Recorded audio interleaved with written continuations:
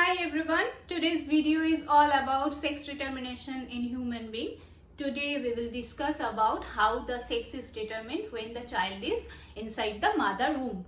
So as we all know that human has 23 pairs of chromosome. Among these 23 pairs, 22 pairs are autosomes and there are 2 sex chromosomes for each human being.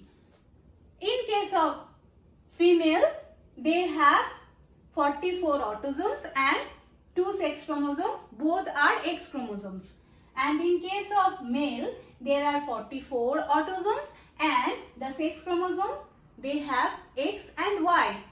If this is a mother and this is a father, when they will produce the gamete, you know that gamete has actually haploid set of chromosomes. So half of this, so 22 autosome and 1 X chromosome. When they will produce gamete for the mother, they will produce ovum.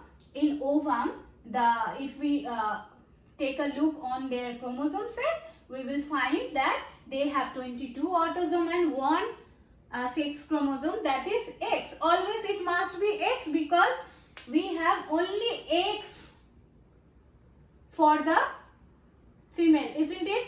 We only have X for the female. So in haploid set of chromosome, there must be X chromosome. So X chromosome. So for the gamete for the mother, that is the ovum, is always having X chromosome. In case of father or the male, when they produce gametes, we know the sperms. So there may be 2 types of sperms. One can be X, one with X and one with Y. So if these 2 types of sperms will be produced, they may be 22 plus X carrying the X chromosome, or they may be 22 plus Y carrying the Y chromosome. So in case of female, in case of mother, we can only have one kind of ovum or one kind of gamete. But in case of father, there must be 2 types of or 2 kinds of sperms can be produced. One may be X or Y. So the thing is, how they are going to be fertilized. During the fertilization, when they will produce the zygote, what will happen? The sperm will fertilize the egg. When the fertilization takes place, we have to be very careful over here. The sperm X can fertilize the ovum as well as sperm Y can fertilize the ovum too. So when the X sperm is fertilizing the ovum, the child or the zygote will have 2 X chromosomes, isn't it? X from the mother and X from the father. So the child will be a girl child. There will be a girl child. But in case of the fertilization where the ovum is fertilized by Y sperm, that means the sperm which has the Y chromosome, when the Y chromosome will fertilize the ovum, so the chromosome, they will have X and Y, both the chromosomes. So as we know, X and Y when present, that means the child will be a boy, isn't it? Because they will have X and Y chromosome.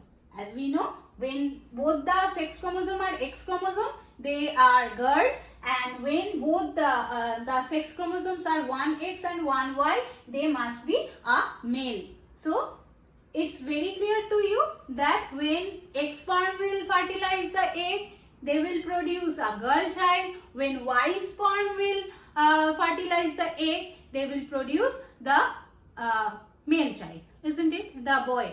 So it's very clear from here that mothers are not responsible for the determination of sex in child.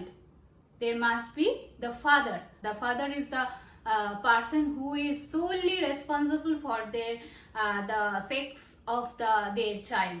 isn't it? So it's very clear to us. So now we'll know that how in gestational period how it happens, like how their development goes towards the male or female. So come here, I said that in case of male they have Y chromosome, and you have to know one thing very well, that in Y chromosome there is a gene called SRY gene, which is actually responsible for the this male sex determination. So this is this sex determining region, or the SRY gene is the sex determining gene here. So I will show you one thing, that this is the gonad in fetus. In this structure you can see there is two ducts shown. So what are they? So one is Mullerian duct and another is Wolffian duct. So what is this Mullerian duct and what is this Wolffian duct? They both, till 8 weeks, they both are present, and they both are always present in the fetus. There is no differentiation until 8 weeks. When the fetus is of 8 weeks, till then they have these structures. So all of the human being, all of us, we had these structures until 8 weeks, isn't it? So what this Mullerian duct actually produces some female specific signal, and the Wolffian duct produces male specific signal. So it is to see which one will be activated, so that the child will be a female or male. When the Wolffian duct will be activated, the child will be male. When the Mullerian duct will be activated, then the child will be female. So how it happens? See, when we know that in Y chromosome there must be a gene, that is SRY gene, which will determine the male characteristics in the child. So SRY gene actually produces testis determining factor. These testis determining factor will develop your testes. So when testis, you know that testis has two main types of cell, Sertoli cell and Leydig cell. So what is this Sertoli cell and what they do? They are kind of a cell present in testes who nourishes the sperms. That means they nurses the sperm, take care of the sperms.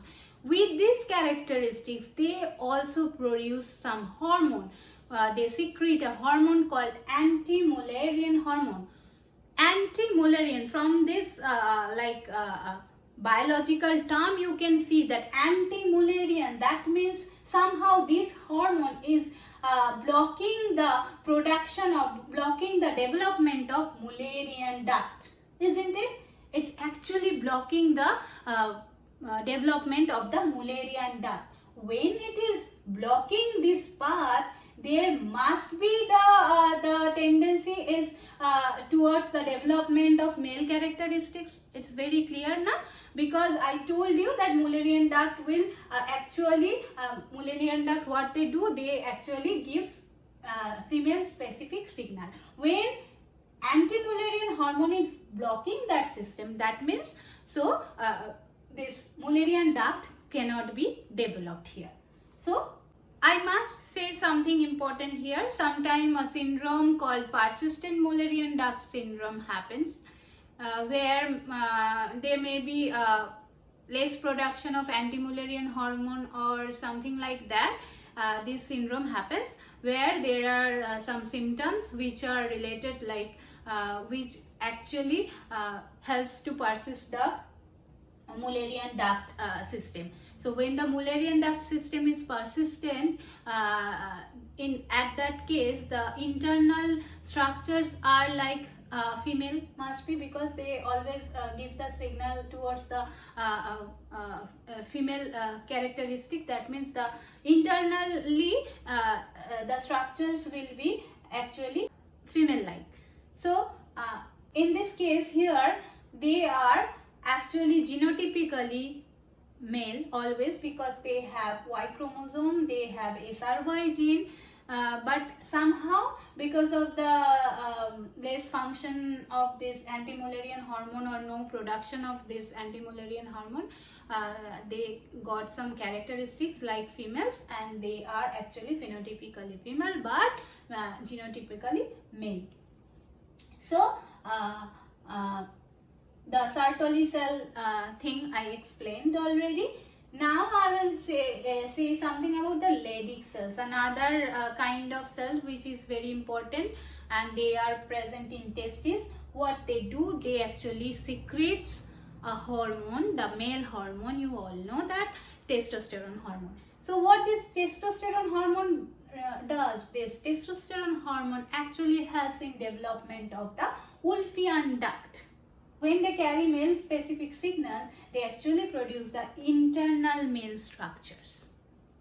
They are very important to produce, to develop internal male structure.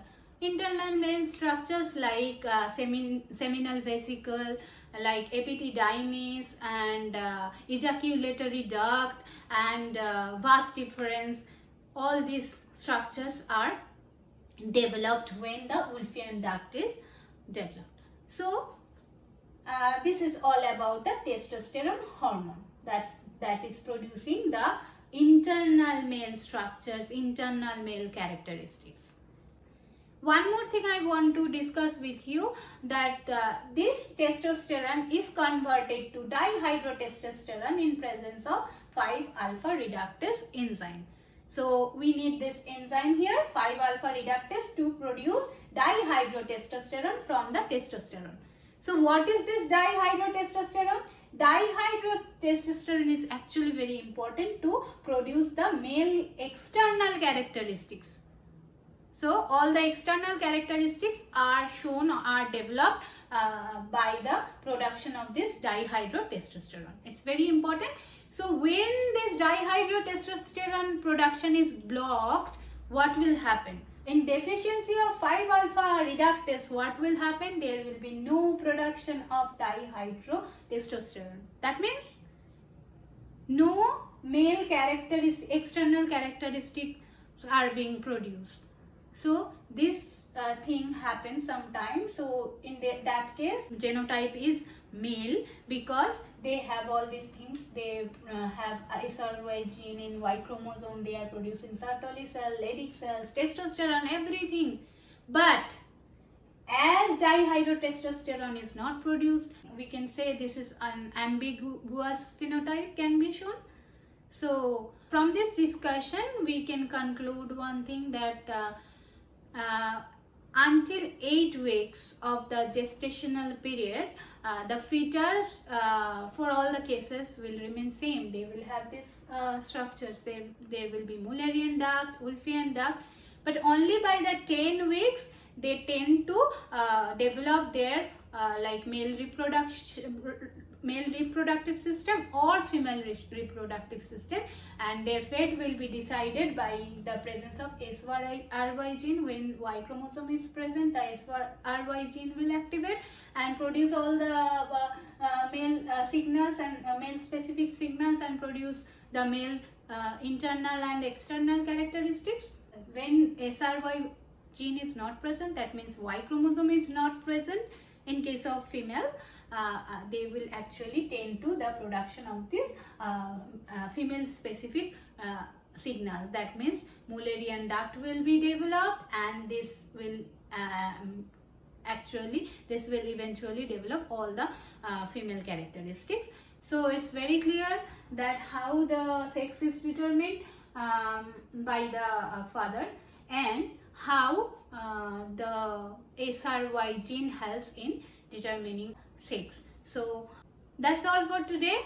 If you like my video, I want you to press the like button and subscribe my channel, and comment if you like this video, and if you need something to discuss in my channel, mention in the comment box, and stay healthy, stay well.